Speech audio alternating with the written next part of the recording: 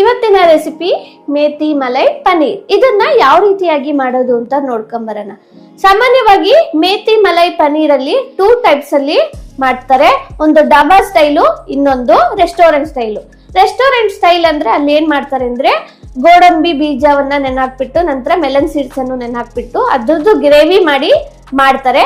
ಇನ್ನೊಂದು ಡಾಬಾ ಸ್ಟೈಲ್ ಅಂದ್ರೆ ಅಲ್ಲಿ ಈರುಳ್ಳಿಯನ್ನ ಬಳಸ್ಕೊಂತಾರೆ, ಜೊತೆಗೆ ಟೊಮೆಟೊ ಗ್ರೇವಿಯನ್ನ ಮಾಡ್ಕೊಂಡು ಮಾಡ್ತಾರೆ. ಇವತ್ತು ನಾನು ನಿಮಗೆ ಎರಡನೇ ಟೈಪ್ ಅಂದ್ರೆ ಟೊಮೆಟೊ ಗ್ರೇವಿ ಮಾಡ್ಕೊಂಡು ಆನಿಯನ್ ಅನ್ನ ಹಾಕೊಂಡು ಯಾವ ರೀತಿಯಾಗಿ ತುಂಬಾ ಈಸಿಯಾಗಿ ಟೇಸ್ಟಿಯಾಗಿ ಈ ಮೇಥಿ ಮಲೈ ಪನ್ನೀರ್ ಅನ್ನ ಮನೆಯಲ್ಲೇ ಮಾಡೋದು ಅಂತ ತೋರಿಸ್ಕೊಡ್ತಾ ಇದ್ದೀನಿ. ನಮಸ್ಕಾರ ಸ್ನೇಹಿತರೆ, ನಮ್ಮ ನಿರೀಕ್ಷೆ ಟಿವಿ ಕುಕಿಂಗ್ ಚಾನೆಲ್ಗೆ ಆತ್ಮೀಯ ಸ್ವಾಗತ. ಚಾನೆಲ್ಗೆ ಹೊಸಬರಾಗಿದ್ರೆ ಇದುವರೆಗೂ ಚಾನೆಲ್ನ ಸಬ್ಸ್ಕ್ರೈಬ್ ಮಾಡದೇ ಇರೋರು ದಯವಿಟ್ಟು ಚಾನೆಲ್ನ ಸಬ್ಸ್ಕ್ರೈಬ್ ಮಾಡಿ, ಪಕ್ಕದಲ್ಲಿರುವಂತ ಬೆಲ್ ಗಂಟೆಯನ್ನು ಒತ್ತಿ. ಇದರಿಂದ ನಾವು ಮಾಡುವಂತ ಹೊಸ ಹೊಸ ರೆಸಿಪಿಗಳು ಆದಷ್ಟು ಬೇಗ ನಿಮ್ಮನ್ನ ತಲುಪುತ್ತೆ. ಸರಿ, ಬನ್ನಿ ಈಗ ರೆಸಿಪಿಯನ್ನ ಮುಂದುವರಿಸೋಣ. ಈಗ ಈ ಮೇಥಿ ಮಲೈ ಪನ್ನೀರ್ಗೆ ಬೇಕಾಗಿರುವಂತ ಸಾಮಗ್ರಿಗಳು ಅಂದ್ರೆ ಇಲ್ಲಿ ನಾನು ಮೆಂತ್ಯ ಸೊಪ್ಪನ್ನ ತಗೊಂಡಿದ್ದೀನಿ. ಈ ಮೆಂತ್ಯ ಸೊಪ್ಪನ್ನ ನಾನು ತೊಳೆದ್ಬಿಟ್ಟು ಚೆನ್ನಾಗಿ ಉಪ್ಪಿನ ನೀರಲ್ಲಿ ನೆನೆಹಾಕಿಟ್ಟಿದ್ದೀನಿ. ಯಾಕೆಂದ್ರೆ ಇದರಲ್ಲಿರುವಂತ ಕಹಿ ಅಂಶ ಬಿಟ್ಕೊಳ್ಳುತ್ತೆ, ಜೊತೆಗೆ ಇದು ಹಸಿರಾಗೆ ಇರುತ್ತೆ. ಅದಕ್ಕೋಸ್ಕರ ನಾನು ಉಪ್ಪಿನ ನೀರಲ್ಲಿ ನೆನೆಹಾಕೊಂಡಿದ್ದೀನಿ. ನಂತರ ಈಗ ಇಲ್ಲಿ ಬೇಕಾಗಿರುವಂಥದ್ದು ಗ್ರೇವಿ ಅಂದ್ರೆ ಟೊಮೆಟೊದು ಗ್ರೇವಿ ಮಾಡ್ಕೊಳ್ಳೋಕ್ಕೆ ಟೊಮೆಟೊ ತಗೊಂಡಿದ್ದೀನಿ. ನಂತರ ಒಂದು 5-6 ಒಡಕ್ಲು ಇದು ಬೆಳ್ಳುಳ್ಳಿ ತಗೊಂಡಿದ್ದೀನಿ. 1 ಇಂಚಷ್ಟು ಶುಂಠಿ ತಗೊಂಡಿದ್ದೀನಿ. ನಂತರ 1-2 ಗ್ರೀನ್ ಚಿಲ್ಲಿಯನ್ನ ತಗೊಂಡಿದ್ದೀನಿ. ನಂತರ ಇದಕ್ಕೆ ಬೇಕಾಗಿರುವಂಥ ಮಸಾಲೆಗಳು ಸ್ಪೈಸಸ್ ಅಂದಾಗ ಇಲ್ಲಿ ರೆಡ್ ಚಿಲ್ಲಿ ತಗೊಂಡಿದ್ದೀನಿ. ನಂತರ ಟರ್ಮರಿಕ್ ಪೌಡರ್ನ ತಗೊಂಡಿದ್ದೀನಿ. ಅದ್ರ ಜೊತೆಗೆ ಇಲ್ಲಿ ಗರಂ ಮಸಾಲ ತಗೊಂಡಿದ್ದೀನಿ. ನಂತರ ಇಲ್ಲಿ ಧನಿಯಾ ಪೌಡರ್ನ ತಗೊಂಡಿದ್ದೀನಿ. ಅದ್ರ ಜೊತೆಗೆ ಜೀರಾ ಪೌಡರ್ನು ಸಹ ತಗೊಂಡಿದ್ದೀನಿ. ನಂತರ ನಾವಿಲ್ಲಿ ಒಗ್ಗರಣೆಗೆ ಈರುಳ್ಳಿ ಸಣ್ಣಗೆ ಸ್ಲೈಸಸ್ ಕಟ್ ಮಾಡ್ಕೊಂಡಿರುವಂಥ ಈರುಳ್ಳಿ, ಸಣ್ಣಗೆ ಕಟ್ ಮಾಡಿರುವಂಥ ಗ್ರೀನ್ ಚಿಲ್ಲಿ, ನಂತರ ಸಣ್ಣಗೆ ಕಟ್ ಮಾಡಿಕೊಂಡಿರುವಂಥ ಬೆಳ್ಳುಳ್ಳಿ ಇದನ್ನು ತಗೊಂಡಿದ್ದೀನಿ. ನಂತರ ಇದಕ್ಕೆ ಮೇಯ್ನು ಪನ್ನೀರ್ ಬೇಕು. ಪನ್ನೀರನ್ನು ತಗೊಂಡಿದ್ದೀನಿ, ಕೊತ್ತಂಬರಿ ಸೊಪ್ಪನ್ನು ತಗೊಂಡಿದ್ದೀನಿ. ನಂತರ ಇಲ್ಲಿ ಕ್ರೀಮನ್ನು ಸಹ ತಗೊಂಡಿದ್ದೀನಿ. ಯಾಕೆಂದರೆ ಮೇಥಿ ಮಲೈ ಅಂದರೆ ಹಾಲಿಂಕೆನೆ ಬದಲಿಲ್ಲಿ ನಾನು ಕ್ರೀಮನ್ನು ಬಳಸ್ತಾ ಇದ್ದೀನಿ. ಈಗ ನಾವು ಮೊದಲಿಗೆ ಇದಕ್ಕೆ ಬೇಕಾಗಿರೋಂದ್ರೆ ಟೊಮೆಟೊ ಪ್ಯೂರಿ ಅದರದ್ದು ಗ್ರೇವಿಯನ್ನು ರೆಡಿ ಮಾಡ್ಕೊಳ್ಳೋಣ. ಇಲ್ಲಿ ಮೊದಲಿಗೆ 1-2 ದಪ್ಪನೆ ಟೊಮೆಟೊವನ್ನು ಕಟ್ ಮಾಡಿ ಇಟ್ಕೊಂಡಿದ್ದೀನಿ, ಅದನ್ನು ಹಾಕ್ಕೊಳ್ತಾ ಇದ್ದೀನಿ. ನಂತರ 6 ಎಸ್ಲಷ್ಟು ಬೆಳ್ಳುಳ್ಳಿಯನ್ನು ಸುಲಿದಿಟ್ಕೊಂಡಿದ್ದೆ, ಅದನ್ನು ಹಾಕ್ಕೊಳ್ತಾ ಇದ್ದೀನಿ. 1 ಇಂಚಷ್ಟು ಶುಂಠಿನ ತಗೊಂಡಿದ್ದೆ, ಅದನ್ನು ಹಾಕ್ಕೊಳ್ತಾ ಇದ್ದೀನಿ. 2 ಗ್ರೀನ್ ಚಿಲ್ಲಿಯನ್ನು ಕಟ್ ಮಾಡಿ ಇಟ್ಕೊಂಡಿದ್ದೆ, ಅದನ್ನು ಹಾಕ್ಕೊಳ್ತಾ ಇದ್ದೀನಿ. ನಂತರ ಇಲ್ಲಿ ನಾನು ಕೊತ್ತಂಬರಿ ಸೊಪ್ಪನ್ನು ತಗೊಂಡಿದ್ದೀನಿ. ಅದ್ರ ಜೊತೆಗೆ ನಾನು ಸ್ವಲ್ಪ ದಂಟು ಇರುತ್ತಲ್ವ ಅದನ್ನು ಹಾಕ್ಕೊಳ್ತೇನೆ. ಯಾಕೆಂದರೆ ದಂಟು ಹಾಕ್ಕೊಂಡ್ರೆ ಇದು ತುಂಬ ಟೇಸ್ಟಿಯಾಗಿರುತ್ತೆ. ಕೊತ್ತಂಬರಿ ಸೊಪ್ಪಿಂದು ದಂಟು ಇರುತ್ತಲ್ವ ಅದು ತುಂಬ ಟೇಸ್ಟ್ ಕೊಡುತ್ತೆ ಅಂತ ಅದನ್ನು ಹಾಕ್ಕೊಳ್ತಾ ಇದ್ದೀನಿ. ಅದ್ರ ಜೊತೆಗೆ ನಾನಿಲ್ಲಿ 1/2 ಸ್ಪೂನಷ್ಟು ರೆಡ್ ಚಿಲ್ಲಿ ಪೌಡರ್ನ ಹಾಕ್ಕೊಂಡ್ಬಿಟ್ಟು ಈಗ ಇದನ್ನು ನಾನು ಪೇಸ್ಟ್ ಮಾಡ್ಕೊಳ್ತೀನಿ.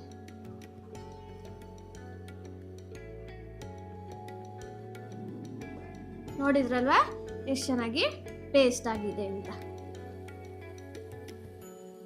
ಈಗ ನೆಕ್ಸ್ಟ್ ಸ್ಟೆಪ್ ಎಷ್ಟು ಚೆನ್ನಾಗಿ ಈಗ ಇದು ಕಲರ್ ಚೇಂಜ್ ಆಗ್ತಾ ಇದೆ. ಈಗ ಇದಕ್ಕೆ ನಾನು ಸಣ್ಣಗೆ ಕಟ್ ಮಾಡ್ಕೊಂಡಿರುವಂಥ ಗ್ರೀನ್ ಚಿಲ್ಲಿಯನ್ನು ಹಾಕ್ಕೊಳ್ತಾ ಇದ್ದೀನಿ. ಜೊತೆಗೆ ಸಣ್ಣಗೆ ಕಟ್ ಮಾಡಿಟ್ಕೊಂಡಿರುವಂಥ ಬೆಳ್ಳುಳ್ಳಿಯನ್ನು ಹಾಕ್ಕೊಂಡ್ಬಿಟ್ಟು ಇದನ್ನು ಸಹ ಚೆನ್ನಾಗಿ ಫ್ರೈ ಮಾಡ್ಕೊಳ್ಬೇಕು. ಹಸಿ ವಾಸನೆ ಹೋಗಬೇಕು, ಅಲ್ಲಿವರೆಗೂ ಸಹ ಚೆನ್ನಾಗಿ ಇದನ್ನ ಫ್ರೈ ಮಾಡ್ಕೊಳ್ಬೇಕು. ಈ ರೀತಿಯಾಗಿ ನೋಡ್ತಾ ಇದ್ದೀರಲ್ವಾ, ಈ ರೀತಿಯಾಗಿ ಈಗ ಫುಲ್ ಇದು ಈರುಳ್ಳಿ ಚೆನ್ನಾಗಿ ಬ್ರೌನ್ ಕಲರ್ಗೆ ಬರ್ತಾ ಇದೆ. ಈಗ ಇದಕ್ಕೆ ನಾವು ಸ್ಪೈಸಸ್ಗಳನ್ನ ಆ್ಯಡ್ ಮಾಡ್ಕೊಳ್ಳೋಣ. ಮೊದಲಿಗೆ ಇಲ್ಲಿ ನಾನು 1/2 ಸ್ಪೂನಷ್ಟು ಟರ್ಮರಿಕ್ ಪೌಡರ್ನ ಹಾಕ್ಕೊಳ್ತಾ ಇದ್ದೀನಿ. ನಂತರ 2 ಸ್ಪೂನು ರೆಡ್ ಚಿಲ್ಲಿ ಪೌಡರ್ನ ಹಾಕ್ಕೊಳ್ತಾ ಇದ್ದೀನಿ. ನೀವು ಸ್ಪೈಸಿಗೆ ತಕ್ಕನಾಗೆ ನೀವು ಹಾಕ್ಕೊಳ್ಬೋದು, ಯಾಕೆಂದರೆ ನಾನು ಆಲ್ರೆಡಿ ಇಲ್ಲಿ ಗ್ರೀನ್ ಚಿಲ್ಲಿಯನ್ನು ಹಾಕ್ಕೊಂಡಿದ್ದೀನಿ ಅದಕ್ಕೋಸ್ಕರ. ನಂತರ ಇಲ್ಲಿ ನಾನು 1 ಸ್ಪೂನು ಧನಿಯಾ ಪೌಡರ್ನ ಹಾಕ್ಕೊಳ್ತಾ ಇದ್ದೀನಿ. ನಂತರ 1/2 ಸ್ಪೂನಷ್ಟು ಗರಂ ಮಸಾಲಾನ ಹಾಕ್ಕೊಳ್ತಾ ಇದ್ದೀನಿ. ಜೊತೆಗೆ 1/2 ಸ್ಪೂನು ಜೀರಾ ಪೌಡರ್ನು ಹಾಕ್ಕೊಳ್ತಾ ಇದ್ದೀನಿ. ಈಗ ಇದೆಲ್ಲ ಹಾಕ್ಕೊಂಡು ಚೆನ್ನಾಗಿ ಮಿಕ್ಸ್ ಮಾಡ್ಕೊಳ್ಳೋಣ. ಈಗ ಇದಕ್ಕೆ ಒಂದು ಅರ್ಧ ಲೋಟದಷ್ಟು ನೀರನ್ನು ಹಾಕ್ಕೊಳ್ಳೋಣ. ಯಾಕೆಂದರೆ ಇದು ಒತ್ತಬಾರ್ದು, ಅದಕ್ಕೋಸ್ಕರ ಒಂದು ಅರ್ಧ ಲೋಟದಷ್ಟು ನೀರನ್ನು ಹಾಕ್ಕೊಂಡ್ಬಿಟ್ಟು ಚೆನ್ನಾಗಿ ಮಿಕ್ಸ್ ಮಾಡ್ಕೊಳ್ಳೋಣ. ಈ ರೀತಿ ಮತ್ತೆ 7-8 ನಿಮಿಷಗಳ ಕಾಲ ಇದನ್ನ ಚೆನ್ನಾಗಿ ನಾವು ಫ್ರೈ ಮಾಡ್ಕೊಳ್ಬೇಕು. ಯಾಕೆಂದರೆ ಅವಾಗ ಏನಾಗುತ್ತೆ, ನಿಧಾನಕ್ಕೆ ಇದು ತುಪ್ಪ ಬಿಡೋಕ್ಕೆ ಶುರುವಾಗುತ್ತೆ. ನೋಡ್ತಾ ಇದ್ದೀರಲ್ವಾ, ಈ ರೀತಿ ಒಂದು 7-8 ನಿಮಿಷಗಳ ಕಾಲ ಚೆನ್ನಾಗಿ ಇದನ್ನ ಫ್ರೈ ಮಾಡ್ಕೊಳ್ಳಿ.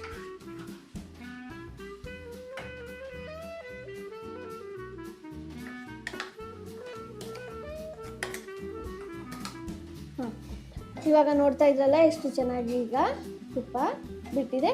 ಈಗ ಇದಕ್ಕೆ ನಾವು ಪೇಸ್ಟ್ ಮಾಡಿ ಇಟ್ಕೊಂಡಿದ್ದಂಥ ಟೊಮೆಟೊ ಪ್ಯೂರನ್ನ ಹಾಕ್ಕೊಳ್ಳೋಣ. ಕಾಣಿಸ್ತಾ ಇದೆಯಲ್ವಾ, ಇದು ಹಾಕ್ಕೊಂಡ್ಬಿಟ್ಟು ಈಗ ಮಿಕ್ಸ್ ಮಾಡ್ಕೊಳ್ಳೋಣ.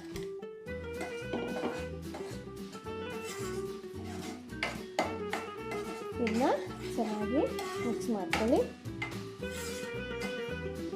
ಈಗ ನಾವಿಲ್ಲಿ ರುಚಿಗೆ ತಕ್ಕಷ್ಟು ಉಪ್ಪನ್ನು ಹಾಕ್ಕೊಳ್ಬೇಕು. ನೋಡಿಬಿಟ್ಟು ಉಪ್ಪನ್ನು ಹಾಕ್ಕೊಳ್ಳಿ.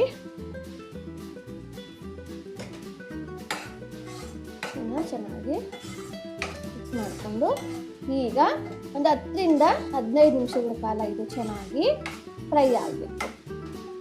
ಈಗ ನೆನೆಸಿಟ್ಕೊಂಡಿದ್ದಂಥ ಮೆಂತ್ಯ ಸೊಪ್ಪನ್ನು ನಾನು ರಫಾಗೆ ಕಟ್ ಮಾಡ್ತೀನಿ. ಅಂದರೆ ಸಣ್ಣ ಕಟ್ ಮಾಡ್ಕೊತಿಲ್ಲ, ಯಾಕೆಂದರೆ ಇದನ್ನು ಮತ್ತೆ ನಾವು ಫ್ರೈ ಮಾಡ್ಕೊಳ್ತೀವಿ. ಅದರಿಂದ ರಫಾಗೆ ದಪ್ಪಗೆ ಕಟ್ ಮಾಡ್ಕೊಳ್ತಾ ಇದ್ದೀವಿ. ನೋಡ್ತಾ ಇದ್ದೀರಲ್ಲ, ಉಪ್ಪಲ್ಲಿ ನೆನಾಕಿಟ್ಟಿದ್ವಿ, ಅದಕ್ಕೋಸ್ಕರ ಎಷ್ಟು ಹಸ್ರಾಗೆ ಕಾಣಿಸ್ತಾ ಇದೆ. ಜೊತೆಗೆ ಇದ್ರದ್ದು ಸ್ವಲ್ಪ ಕಹಿನೂ ಸಹ ಹೋಗಿರುತ್ತೆ, ಯಾಕೆಂದರೆ ಉಪ್ಪಿನ ನೀರಲ್ಲಿ ನೆನೆಸಿರ್ತೀವಲ್ವ, ಅದಕ್ಕೋಸ್ಕರ.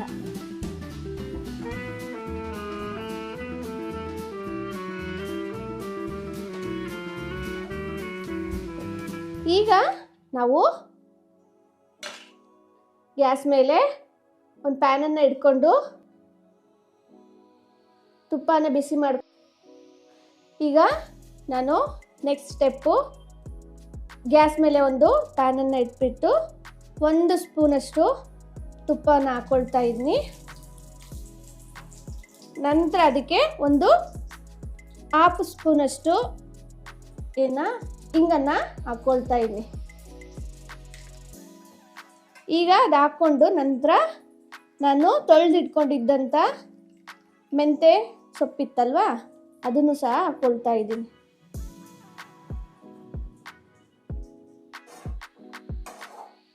ಓಕೆ, ಈಗ ನೋಡ್ತಾ ಇದ್ದೀರಲ್ವಾ, ಇದು ಫ್ರೈ ಆಗಿದೆ. ಈಗ ಇದನ್ನು ನಾವು ಮಾಡ್ಕೊಂಡಿರುವಂಥ ಗ್ರೇವಿಗೆ ಹಾಕೊಳ್ಳೋಣ. ಈಗ ನಾವು ಮಾಡ್ತಿದ್ದಂಥ ಗ್ರೇವಿ ಕುದೀತಾ ಇದೆ. ಇದು ಸ್ವಲ್ಪ ಗಟ್ಟಿಯಾಗಿದೆ ಅಂತ ಇದಕ್ಕೆ ನಾನು ಇನ್ನೊಂದು ಸ್ವಲ್ಪ ನೀರನ್ನು ಹಾಕ್ಕೊಳ್ತಾ ಇದ್ದೀನಿ. ಬಿಸಿನೀರನ್ನೇ ಆದಷ್ಟು ಹಾಕ್ಕೊಳ್ಳಿ, ತಣ್ಣೀರನ್ನು ಹಾಕ್ಕೊಳಕ್ಕೆ ಹೋಗಬೇಡಿ.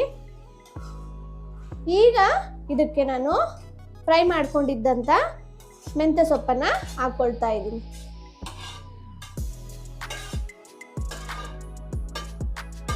ನೋಡ್ತಾ ಇದ್ದೀರಲ್ಲ, ಮೆಂತ್ಯ ಸೊಪ್ಪನ್ನು ಹಾಕ್ಕೊಂಡ್ಬಿಟ್ಟು ಈಗ ಮತ್ತೆ ಒಂದು 3-4 ನಿಮಿಷಗಳ ಕಾಲ ಇದನ್ನು ಚೆನ್ನಾಗಿ ಮಿಕ್ಸ್ ಮಾಡಿಕೊಂಡು ಫ್ರೈ ಮಾಡ್ಕೊಳ್ಳೋಣ.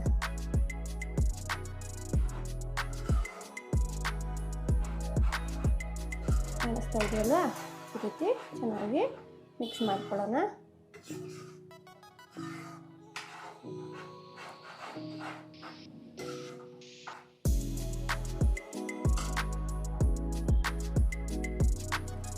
ಈಗ ಇದು ಕುದೀತಾ ಇದೆ.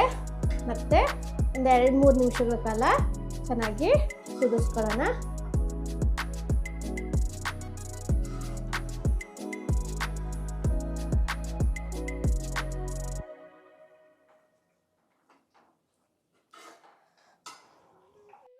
ಈಗ ಇದು ಚೆನ್ನಾಗಿ ಕುದೀತಾ ಇದೆ. ಇವಾಗ ಇದಕ್ಕೆ ನಾವು ಕಟ್ ಮಾಡಿ ಇಟ್ಕೊಂಡಿದ್ದಂತಹ ಪನ್ನೀರನ್ನು ಸೇರಿಸ್ಕೊಳ್ಳೋಣ. ಈಗ ಪನ್ನೀರ್ ಅಂದಾಗ ಮಕ್ಕಳಿಗಂತೂ ತುಂಬ ಇಷ್ಟ. ಅಷ್ಟೇ ಅಲ್ಲದೆ ಪನ್ನೀರಲ್ಲಿ ಎಷ್ಟೊಂದು ವೆರೈಟಿ ರೆಸಿಪಿಗಳನ್ನು ಮಾಡ್ಬೋದು. ಇಲ್ಲಿ ಪನ್ನೀರಿಂದ ಎಷ್ಟೊಂದು ಬೆನಿಫಿಟ್ಸ್ ಇದೆ. ಇದು ಏನೋ ಬ್ಲಡ್ ಶುಗರ್ನ ಕಂಟ್ರೋಲ್ ಮಾಡುತ್ತೆ, ಆಮೇಲೆ ನಾವು ಹೆಲ್ತಿಯಾಗಿರೋಕ್ಕೆ ಇದು ಸಹಾಯ ಮಾಡುತ್ತೆ. ಜೊತೆಗೆ ನಮ್ಮ ಬೋನ್ಸ್ ಇರ್ಬೋದು, ಟೀತ್ ಅಂದರೆ ಅಲ್ಲಿರ್ಬೋದು, ಇದು ಗಟ್ಟಿಯಾಗುತ್ತೆ. ನಂತರ ಇಮ್ಯುನಿಟಿ ಪವರ್ನ ಇದು ಜಾಸ್ತಿ ಮಾಡುತ್ತೆ. ಎಷ್ಟೊಂದು ಉಪಯೋಗಗಳಿದೆ ಅಲ್ವಾ. ಆದ್ರಿಂದ ಆದಷ್ಟು ನೀವು ಪನ್ನೀರನ್ನು ತಿನ್ನಿ. ಪನ್ನೀರನ್ನು ತಿಂದರೆ ಆರೋಗ್ಯಕ್ಕೂ ಸಹ ಒಳ್ಳೆಯದು. ಅಷ್ಟೇ ಅಲ್ಲೇ ಇದು ಬ್ಲಡ್ ಶುಗರ್ನು ಸಹ ಕಂಟ್ರೋಲ್ ಮಾಡುತ್ತೆ. ಈಗ ಇದು ಚೆನ್ನಾಗಿ ಕುದಿಬೇಕು. ನೋಡ್ತಾ ಇದ್ದೀರಲ್ವಾ, ಈ ರೀತಿಯಾಗಿ ಮತ್ತೊಂದು 3 ರಿಂದ 4 ನಿಮಿಷಗಳ ಕಾಲ ಇದು ಚೆನ್ನಾಗಿ ಕುದಿಬೇಕು. ಈ ರೀತಿ, ಯಾಕೆಂದರೆ ನಾವು ಹಾಕಿರುವಂಥ ಪನ್ನೀರ್ಗೆ ಸ್ಪೈಸಸ್ಸು ಎಲ್ಲ ಚೆನ್ನಾಗಿ ಹತ್ಕೊಳ್ಬೇಕಲ್ಲ, ಅದರಿಂದ ಮತ್ತೊಂದು 3 ರಿಂದ 4 ನಿಮಿಷಗಳ ಕಾಲ ಇದನ್ನು ನಾವು ಲಿಡ್ಡನ್ನು ಮುಚ್ಚಿಬಿಟ್ಟು ಕುದಿಸ್ಕೊಳ್ಳೋಣ.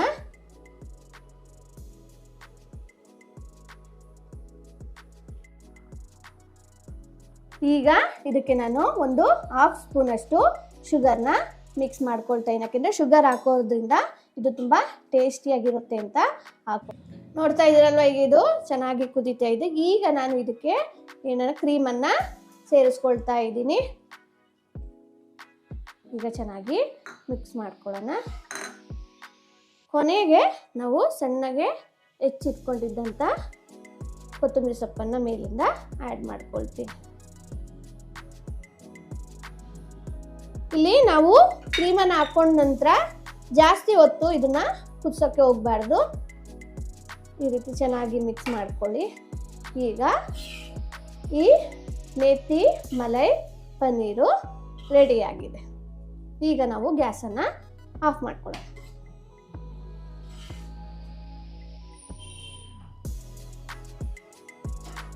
ಹಾಕೊಳ್ತಾ ಇದ್ದೀವಿ. ನೋಡಿದ್ರಲ್ವ ಸ್ನೇಹಿತರೆ, ಎಷ್ಟು ಈಸಿಯಾಗಿ ನಾವು ಈ ಮೇಥಿ ಮಲೈ ಪನ್ನೀರನ್ನು ಮಾಡ್ಕೊಳ್ಬೋದು ಅಂತ. ಇದನ್ನ ಮನೆಯವರೆಲ್ಲರೂ ಸಹ ತುಂಬ ಇಷ್ಟಪಟ್ಟು ತಿಂತಾರೆ. ಅದರಲ್ಲೂ ಮಕ್ಕಳಂತೂ ತುಂಬ ಇಷ್ಟಪಟ್ಟು ತಿಂತಾರೆ. ಈ ವಿಡಿಯೋ ನಿಮಗೆ ಇಷ್ಟವಾಗಿದ್ದರೆ ಲೈಕ್ ಮಾಡಿ, ಶೇರ್ ಮಾಡಿ.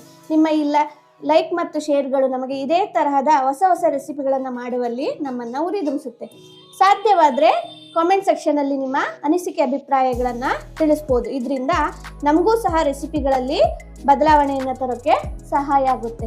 ಇನ್ಸ್ಟಾಗ್ರಾಮ್, ಫೇಸ್ಬುಕ್, ವಾಟ್ಸಪ್ ಚಾನಲ್ ಮತ್ತು ಸೋಷಿಯಲ್ ಮೀಡಿಯಾಗಳಲ್ಲೂ ನಿರೀಕ್ಷೆ ಟಿವಿ ಕುಕ್ಕಿಂಗ್ ಚಾನಲ್ನ ಪೇಜಸ್ ಅವೈಲೇಬಲ್ ಇದೆ. ಅಲ್ಲೂ ಸಹ ನಮ್ಮನ್ನು ಸಪೋರ್ಟ್ ಮಾಡೋದ್ರ ಮೂಲಕ ಬೆಂಬಲಿಸ್ಬೋದು. ಸರಿ ಸ್ನೇಹಿತರೆ, ಮತ್ತೆ ಹೊಸ ವಿಡಿಯೋದೊಂದಿಗೆ ನೆಕ್ಸ್ಟು ಮತ್ತೆ ಭೇಟಿಯಾಗೋಣ. ನಮಸ್ಕಾರ.